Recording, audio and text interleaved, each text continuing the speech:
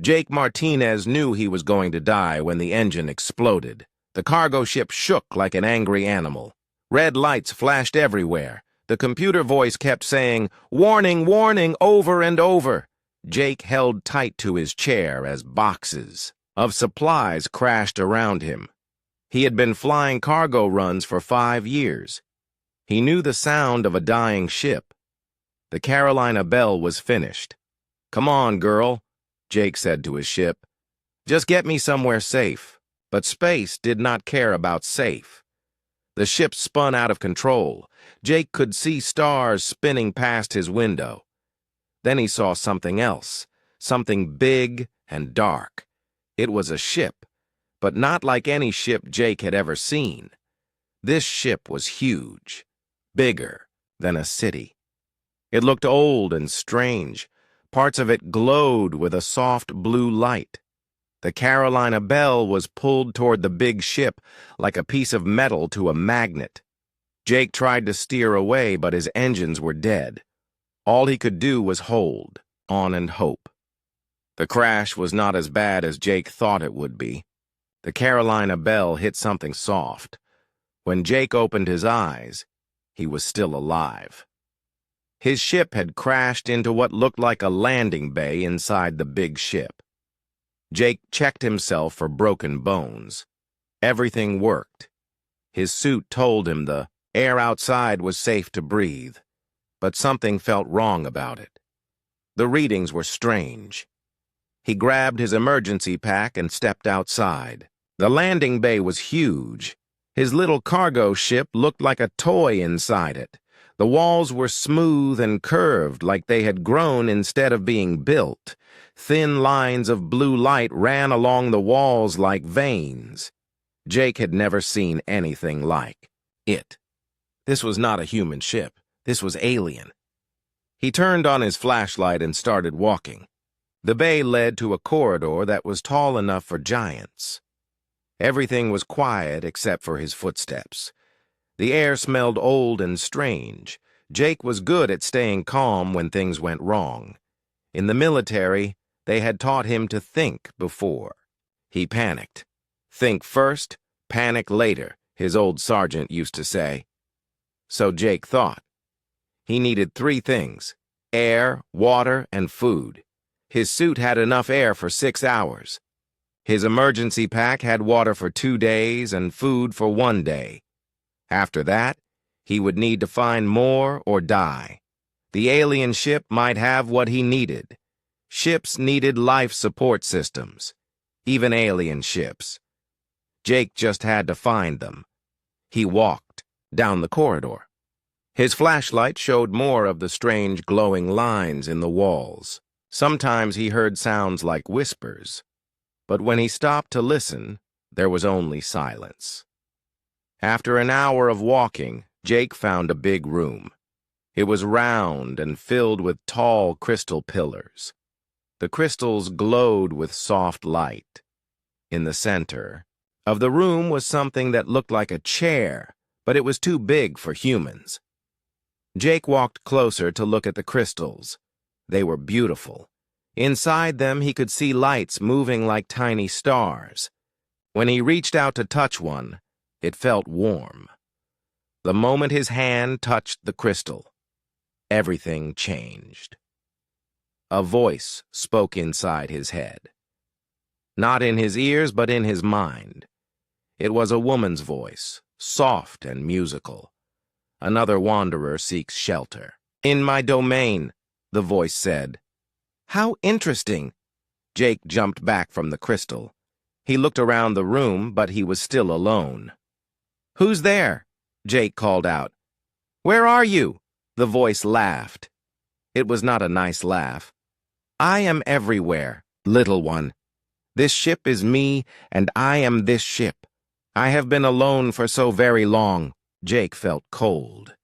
He kept his voice steady. "Are you the captain of this ship?" "Captain?" The voice laughed again.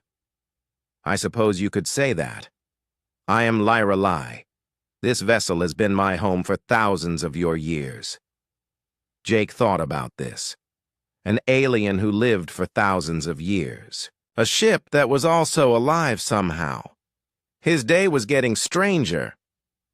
My ship crashed, Jake said. I need help to fix it. Oh, you sweet little thing, Lyrelay said. Her voice was like honey, but there was something sharp under it. You will not be leaving. No one ever leaves my ship. Why not? Because I eat them, of course. Jake felt his heart beat faster, but he kept thinking. If she was going to eat him, why was she talking to him first? When did you last eat someone? Jake asked. The question seemed to surprise her. What a strange thing to ask. The last one was 500 years ago, I think. Yes, he was much like you, small and pink and full of fear. What did he taste like? Lyrelay was quiet for a long moment. You are not afraid, she said. Why are you not afraid? Jake thought about that. He was afraid, but fear would not help him live. Being afraid won't fix my ship, he said. Being afraid won't get me home. Home, Lyrelay said. The words sounded sad when she said it. I remember home. Jake looked around the crystal room. Maybe this alien was not just a monster. Maybe she was something else, too. Something lonely. Tell me about your home, Jake said. Why do you care, little food? Because I might be here for a while, Jake said. And talking is better than being quiet. Lyrelay laughed, but this time it did not sound mean. It sounded surprised. You are very strange, little human, she said. Very strange indeed. Jake sat down on the floor and opened his water bottle. If he was going to die, he might as well be comfortable. Yeah, he said. People tell me that a lot. Jake had been on the alien ship for 3 hours when Lyrelay decided to show him her trophy room. Come, her voice said in his head. Let me show you my collection. The crystal room grew dark. Then the walls began to glow. Pictures appeared in the air like ghosts. Jake saw tall creatures with 4 arms and purple skin, small, furry beings with big eyes, things that looked like walking trees. These are some of my meals, Lyrelay said. Her voice was proud. The tall ones are Zentherans, very proud warriors. They tasted like courage and anger. The small furry ones are Vorthons. They were clever. They tasted like curiosity and fear mixed together. More pictures appeared. Jake saw creatures he could not name. Some looked like birds. Others looked like living rocks. All of them were dead now. The tree people were my favorite, Lyrelay continued. They were called Melody, very peaceful. They tasted like music and sadness. I kept one alive for 3 months just to hear him sing. Jake watched the pictures. He felt sick, but he did not look away. How do you eat them? I take their life force, Lyrelay said. It flows into me like warm honey. I also take their memories, their knowledge, their feelings. Everything that makes them who they are becomes part of me. Does it hurt them? Of course it hurts them. The pain makes it taste better. Jake nodded like this was normal information. How long does it take? Lyrelay paused. Usually, they die quickly from terror, but if I am careful, I can make it last for days. What about their ships? Did you take their technology? What a practical question, Lyrelay said. She sounded confused. Most beings ask me to spare them. They beg and cry. They offer me treasure. You ask about technology. Jake shrugged. If you're going to eat me anyway, I might as well learn something first. The pictures in the air changed. Now Jake saw the inside of other ships. Some were made of metal like human ships. Others were grown like plants. Some seemed to be made of light itself.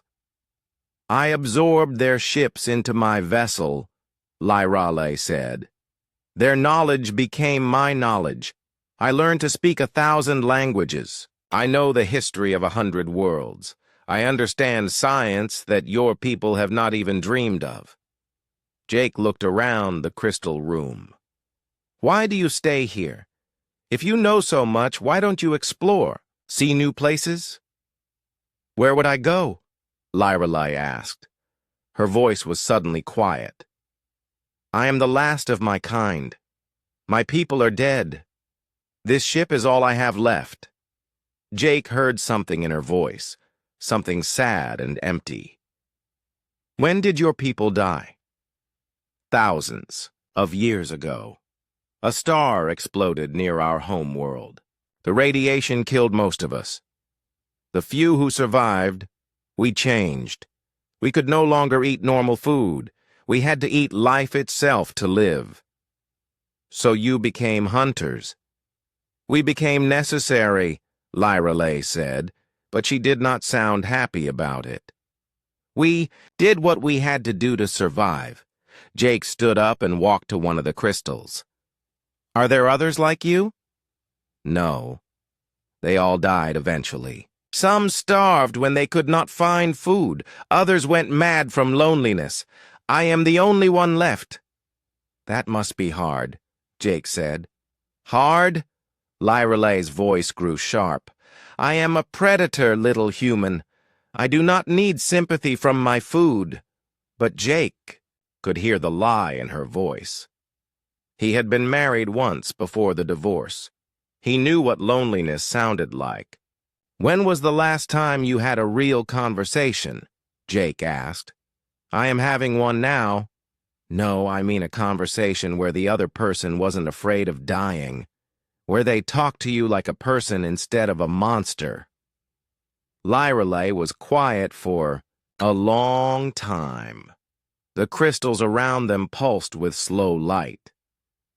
I do not remember, she finally said. Jake sat back down. Tell me about your people, before they changed. What were they like? Why do you want to know? Because I'm curious, and because you're obviously smart and old and you probably have good stories. Another long pause. We were artists, Lyrale said slowly. We created beauty. We sang to the stars, and the stars sang back to us. We built cities that floated in space like flowers. We never hurt anyone. What kind of art did you make? We made music from starlight. We painted with solar wind. We told stories that could change reality. Her voice grew softer. I was a dream singer. I helped children sleep by filling their minds with beautiful visions. Jake tried to imagine the creature that was planning to eat him singing lullabies to alien children. It was hard to picture. Do you miss it? He asked. Every day, Lyrale whispered. Every single day for 1,000 years. They sat in silence for a while. Jake drank some water and ate a protein bar from his pack. He offered some to Lyrale, then remembered she could not eat normal food. What does human food taste like to you? Jake asked. Nothing. It is like trying to eat rocks. What do humans taste like? I have never eaten a human before, Lyrale said. You are the first of your kind to find my ship. I am very curious about your flavor. Jake nodded. When do you plan to start? Soon, Lyrale said. But she did not sound as excited as before. I am still deciding how to begin.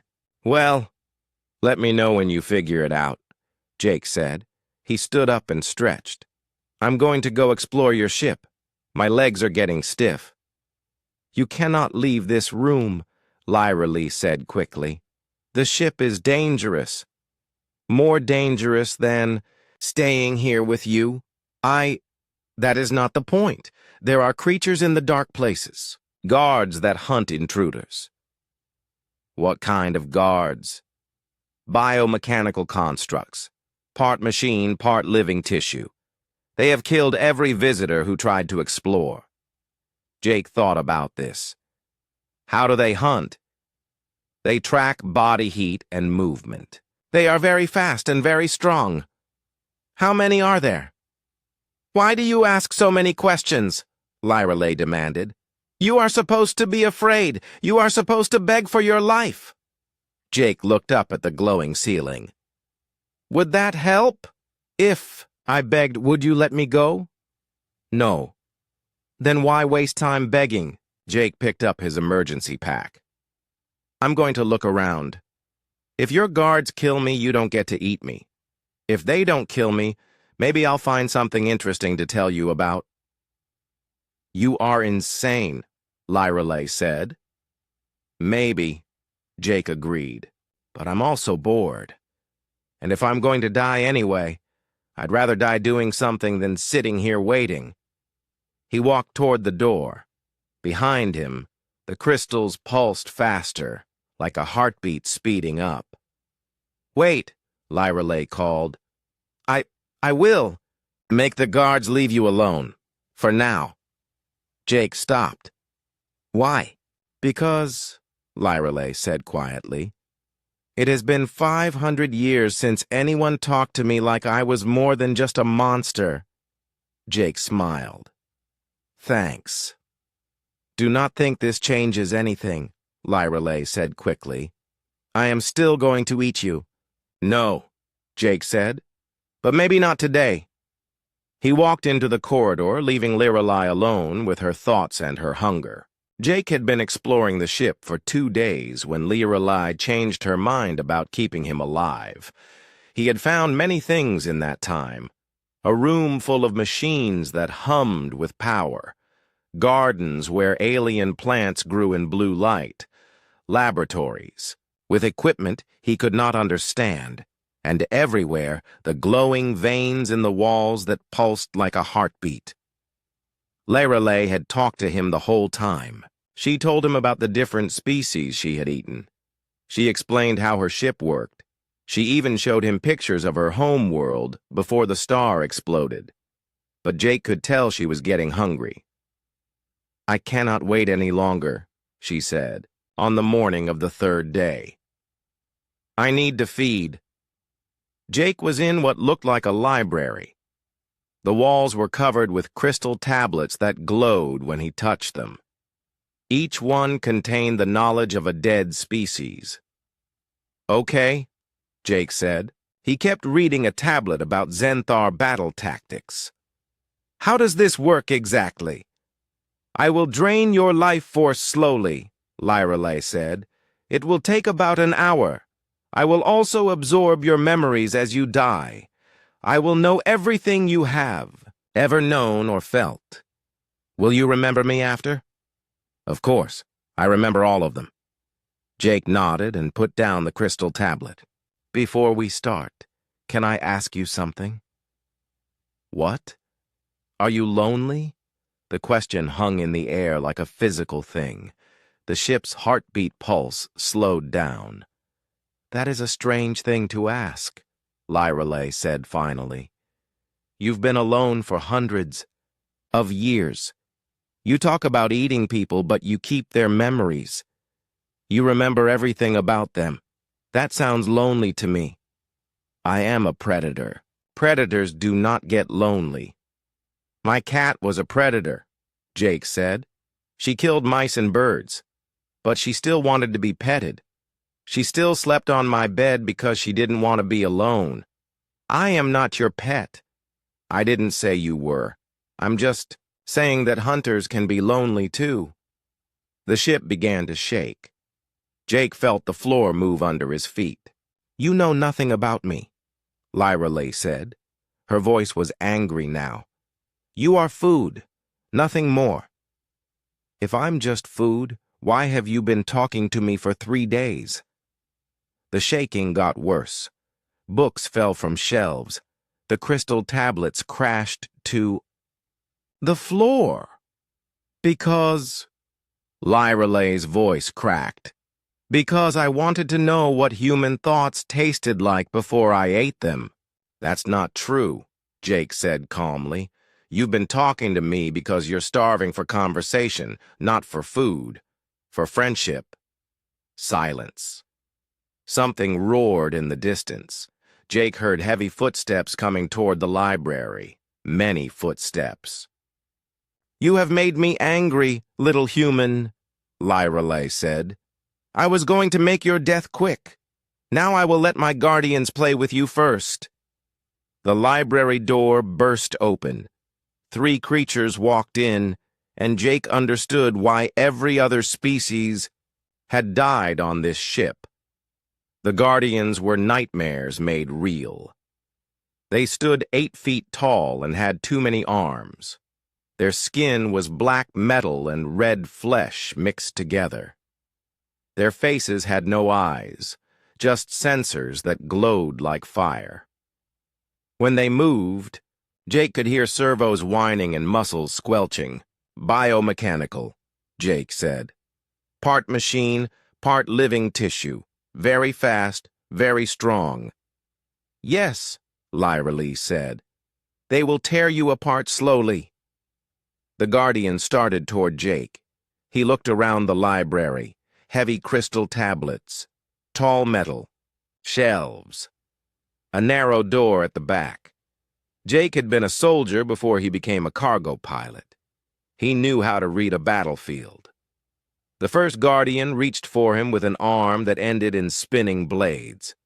Jake grabbed a crystal tablet and threw it at the creature's sensors. The Guardian stumbled backwards, sparking. Jake ran. He jumped over a fallen shelf and sprinted toward the back door. Behind him, the Guardians roared and gave chase. Their metal feet rang against the floor like hammers. The door led to a maintenance tunnel. Jake crawled through it as fast as he could. The Guardians were too big to follow, but he could hear them breaking through the walls. You cannot run forever, Lyrelay said in his head. This is my ship. There is nowhere to hide. Jake came out of the tunnel in the engine room he had found yesterday. It was full of massive machines that hummed with power. Perfect. The Guardians burst through the wall like it was paper. They spread out to surround him. Jake had studied them while they chased him. They moved fast in straight lines, but they were clumsy when turning. Their sensors were good, but they could be confused by heat and light. He kicked over a container of glowing liquid. It spilled across the floor, giving off bright light and heat. The Guardian's sensors went crazy. They started swinging at shadows. While they were confused, Jake climbed up on one of the big machines. He found a power coupling and started to pull it loose. What are you doing? Lyrelay demanded. Learning, Jake said. He yanked out the coupling. Electricity arced across the room. One of the Guardians walked into it and exploded in a shower of sparks and meat. The other 2 Guardians figured out where he was. They started climbing the machine. Jake jumped to another machine, then another. He was playing a deadly game of tag, and the Guardians were getting smarter. They started to work. Together, cutting off his escape routes. You are only delaying the inevitable, Lyrelay said, but she sounded interested now instead of angry. Jake found what he was looking for. A coolant pipe. He broke it open. Super cold liquid sprayed everywhere. When it hit the Guardians, their organic parts froze, and their mechanical parts seized. Up. The last Guardian fell to the floor, twitching and dying. Jake sat down on the machine and caught his breath. Impressive, Lyrelay said. No one has ever killed my Guardians before. They're not dead, Jake said. Just disabled. I could fix them if I had the right tools. Why would you want to fix them? Because they're beautiful, Jake said. Whoever made them was an artist. They're perfectly designed for hunting. I respect good engineering. Lyrelay was quiet for a long time. You are not like the others, she said finally. How so? The Xantharans fought with honor, but they fought to kill or be killed. The Vorthans tried to outsmart me, but they were driven by fear. The Melody begged for mercy they knew they would not receive. And me? You fight to understand. Even when you are killing my guardians, you appreciate their design. Even when I threaten to eat you, you ask about my loneliness. Her voice grew soft. What manner of creature are you? Jake thought about how to answer that. I'm human, he said finally. We're persistence hunters. We don't give up. We don't just try to survive. We try to understand. We try to make things better. Even when the thing you are trying to understand wants to kill you? Especially then, Jake said. The most dangerous things are usually the most interesting. He stood up and looked around. The engine room. Now, do you want to keep trying to kill me, or do you want to show me how this ship really works? Because I have some ideas that might interest you. What kind of ideas? Jake smiled. The kind that might solve both our problems. In the silence that followed, Jake could hear the ship's heartbeat pulse, but now it sounded curious instead of hungry. Jake spent the next day learning about Lyralay's ship. She showed him how the biomechanical systems worked, how the walls grew like living tissue but carried power like circuits, how the whole ship was part of her body and her mind. Your people were amazing engineers, Jake said. They were in the ship's heart, a huge chamber where all the glowing veins came together. This is beyond anything humans have built. We had to be amazing, Lyralay said sadly. When the radiation changed us, we had to rebuild everything. Our bodies, our ships, our way of life. We had to become something new to survive. But you did survive. That's what matters. I am the only one left. How is that survival? Jake touched one of the glowing veins. It felt warm and alive. Because you're still here. Because you remember them. Because someday, maybe their knowledge can help other people. Help other people? Lyralay laughed, but it sounded bitter. I am a monster, Jake. I eat thinking beings to stay alive. How can that help anyone? By stopping, Jake said simply. The chamber went very quiet. Even the ship's heartbeat pulse seemed to hold its breath. Stopping? Lyralay whispered. You said your people used to eat star energy before the radiation changed you. What if we could change you back? Impossible. I have tried for centuries. The hunger always returns. Jake walked to the center of the chamber. There was a crystal there, bigger than all the others, pulsing with bright light. This is your core, isn't it? Your heart and brain all in one? Yes. Touch it, and I could kill you instantly. But you won't, Jake said. He put his hand on the crystal. Because you want to hear what I have to say. Through the crystal, Jake could feel Lyralay's thoughts. He felt her hunger, yes, but under it was something deeper. Loneliness so vast it made him dizzy. Pain that had lasted for centuries, and hope, buried so deep she had forgotten it was there. I can feel you, Lyralay whispered. Your thoughts are so bright, and I can feel you, Jake said. You're not a monster, Lyralay.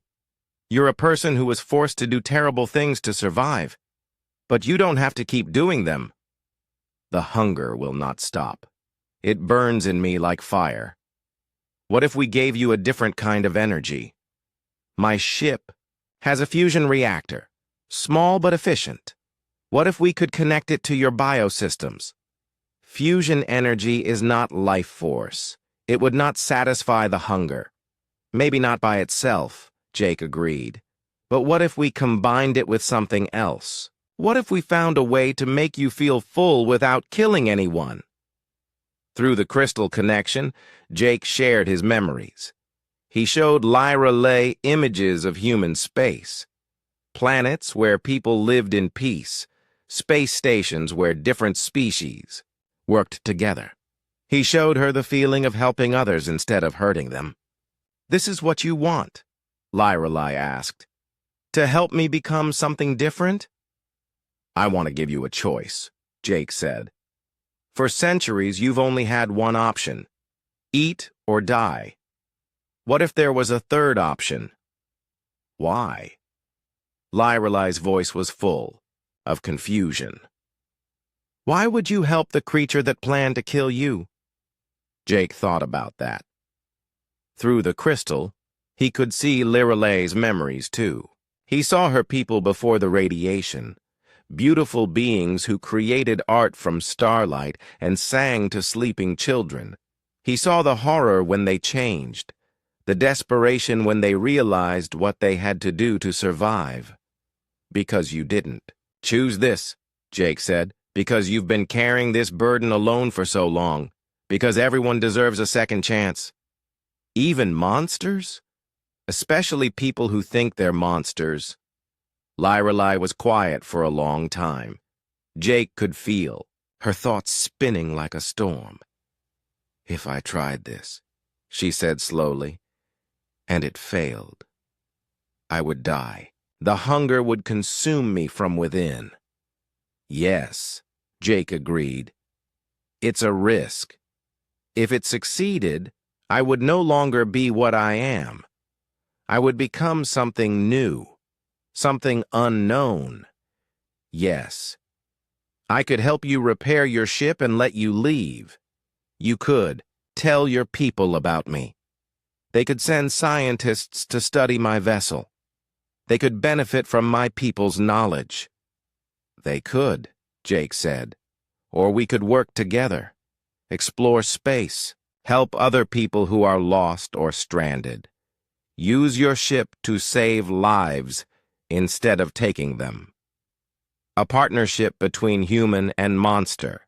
A partnership between friends." Through the crystal, Jake felt something change in Lyra Lay. The storm of her thoughts began to calm. The hunger was still there, but it was no longer the only thing driving her. "I have never had a friend," she said quietly. "I have," Jake said. "Good friends help each other become better than they were alone. And if I am too damaged to become better, if the hunger is too strong, then we'll try something else. Humans are good at not giving up." "Why do you not give up?" Lyra Lay asked. "Your species is young and weak compared to mine. You have no special powers. You are not the strongest or fastest or smartest. Yet you survived when greater species did not. Why?" Jake smiled. "Because we don't hunt alone. When one human finds a problem, they share it with other humans. We work together. We support each other. We turn enemies into allies and strangers into family. Like you are trying to do with me." "Exactly like that." Lyra Lay was silent for several minutes. Jake could feel her examining his memories more closely. She saw images of human cooperation, cities built by thousands of people working together, spaceships designed by teams of engineers, medical discoveries shared freely between nations. "Your people give help even to those who cannot help them back," she observed. "Sometimes we're not perfect, but we try." "And you believe I could learn to be like this? To help instead of harm?" "I believe you already want to," Jake said. "I can feel it in your thoughts. You're tired of being alone. You're tired of being feared. You want to create instead of destroy." "Yes," Lyra Lay whispered. "I want that more than I have ever wanted anything." "Then let's try." Jake felt Lyra Lay's decision through the crystal. It was like watching the sun rise after a long night. "Very well, Jake Martinez," she said. I will trust you with my life. Show me how to become something new. First, Jake said, we need to get my ship's reactor. Then we need to modify your biosystems to accept fusion energy. Then we need to find a way to satisfy your emotional hunger as well as your physical hunger. How do we do that last part? Jake grinned. By giving you something better than the taste of fear and death, by giving you the taste of hope and life. And if it kills me? Then you'll die trying to become something better, Jake said. That's not a bad way to go. No, Lyra Lee agreed. It is not. Through the crystal, Jake felt her hope growing stronger. It was a small flame, but it was burning brighter with each passing moment. For the first time in centuries, Lyra Lee began to believe that change was possible. The work took 3 weeks. Jake had to carefully remove the fusion reactor from his crashed ship. It was delicate work. One wrong move and the reactor would explode, taking half of Lyra Lee's ship with it. Be careful, Lyra Lee said as Jake worked. I can feel the energy inside that device. It is very dangerous. Most good things are dangerous, Jake replied. He was using tools that Lyra Lee had grown for him from her ship's biomechanical systems. Fire is dangerous, but it keeps us warm. Electricity is dangerous, but it gives us power. Lyra Lee had to change, too. She had to grow new pathways in her body to accept the fusion energy. It was painful work.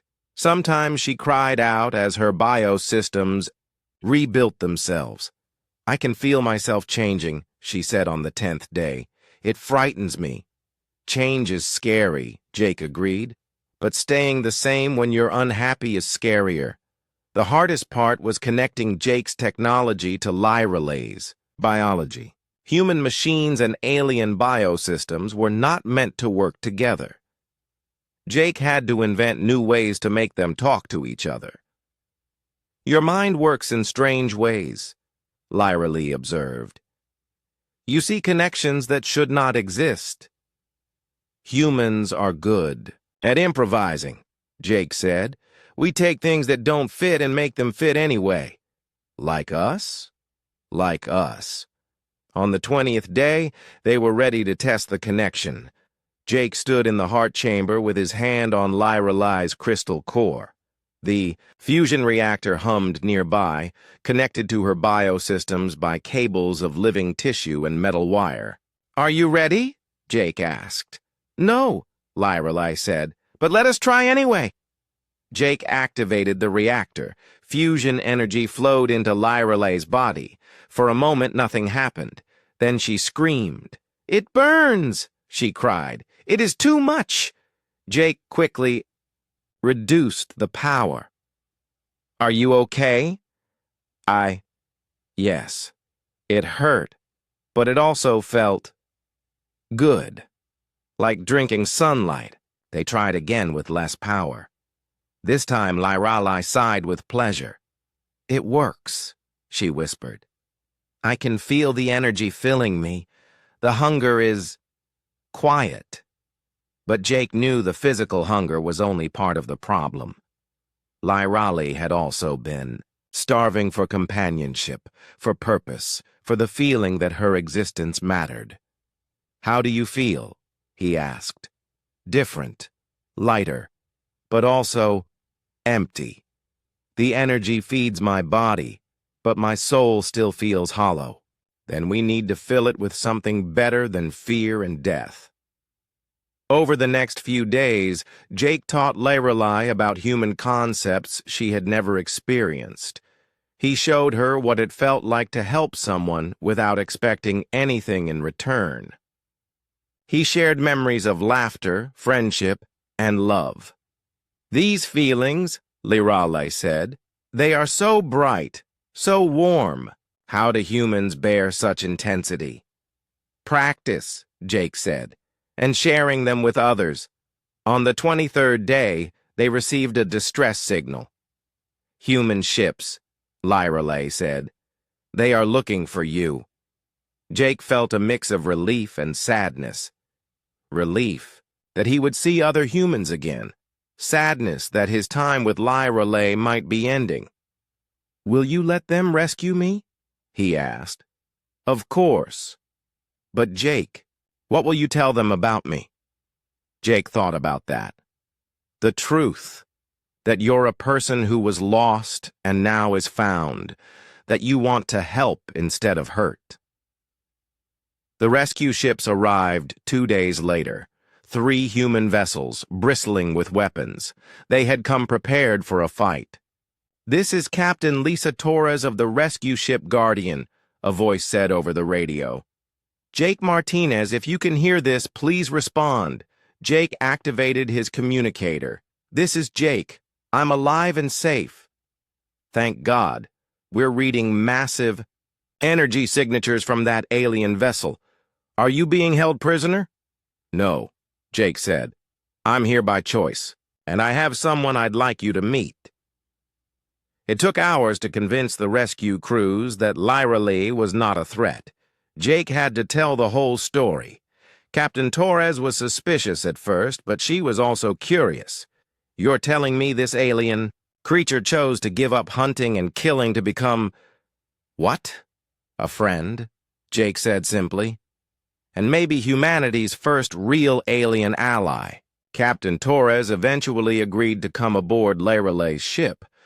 She brought a small team of scientists and diplomats. When Lyra spoke to them through the crystals, they were amazed. "Your technology is incredible," Dr. Amy Chen said. "The biomechanical integration is beyond anything we've dreamed of."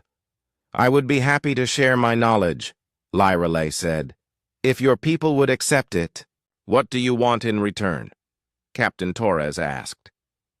"Nothing," Lyra said, "except perhaps friendship, companionship, the chance to be useful instead of harmful." The negotiations took weeks. In the end, humanity and Lyra reached an agreement. She would share her technology and knowledge. In return, she would be given citizenship in human space and the chance to explore with human crews. "What will you call your ship?" Jake asked as they prepared for their first official mission together. "I thought perhaps Harmony," Lyra said, "because it represents the joining of different things into something beautiful." Their first mission was to help a colony ship that had broken down near a dead star. The colonists were afraid when they saw Lyra's massive vessel approaching. But when Jake and Lyra arrived with repair supplies and technical help, the fear turned to gratitude. "How does it feel?" Jake asked as they watched the colony ship jump to safety. "Wonderful," Lyra said. "For the first time in centuries, I have helped create life instead of taking it. I have given hope instead of fear." "And the hunger?" "Still there, but different now. I hunger for new experiences, for knowledge, for the chance to help others. It is a much better kind of hunger." Months passed. Jake and Lyra became famous throughout human space as the team that turned humanity's first alien contact into humanity's first alien friend. They rescued stranded ships, delivered supplies to distant colonies, and explored unknown regions of space. "Do you ever regret it?" Jake asked one day as they watched a binary star system dance in the void. "Giving up what you were to become what you are?" "Never," Lyra said firmly. "I was a creature of death for so long, I forgot it was possible to be anything else. You reminded me that choice is always possible, that change is always possible, even for monsters, especially for those who think they are monsters," Lyra said, echoing Jake's words from months before. "Thank you, my friend, for seeing the person I could become instead of the creature I was." Jake smiled as he watched the stars. "That's what friends do. They help each other become better." Their ship flew on through space, carrying hope to the lost and aid to the desperate. Behind them, the binary stars danced their eternal dance. Two different things creating something beautiful together, just like friendship should be.